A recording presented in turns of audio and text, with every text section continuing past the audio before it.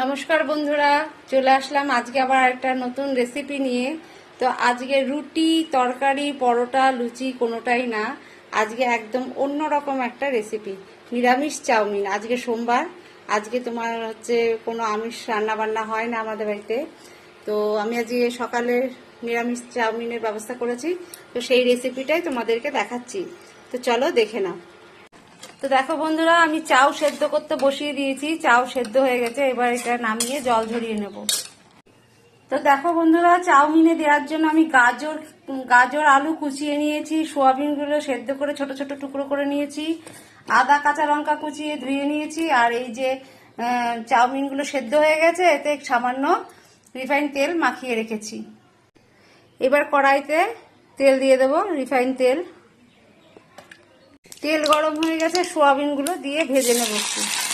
সোয়াবিনগুলো ভাজা হয়ে গেছে, এগুলো এবার তুলে নেব। এবার আদা কাঁচা লঙ্কা কুচোটা তেলের মধ্যে দিয়ে দেবো। একটু নাড়াচাড়া করে আলু আর গাজর কুচোনোটা দিয়ে দেবো। আলু আর গাজর কুচোনোটা দিয়ে ভালো করে নুন দিয়ে ভাজবো। একটু নাড়াচাড়া করে নিই।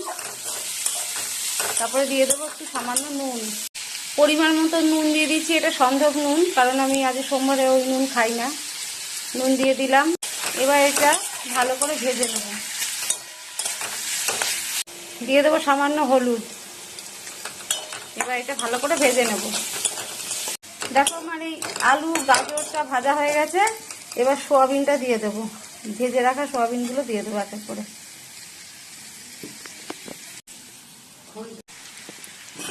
এবার চাউমিনগুলো নেড়ে নিই। তো দেখো বন্ধুরা, আমার চাউটা না মেশানো হয়ে গেছে আলু ভাজার সাথে। এবার হয়েই গেছে ধরো। এবার আমি এর মধ্যে একটু গরম মশলার গুঁড়ো অ্যাড করছি।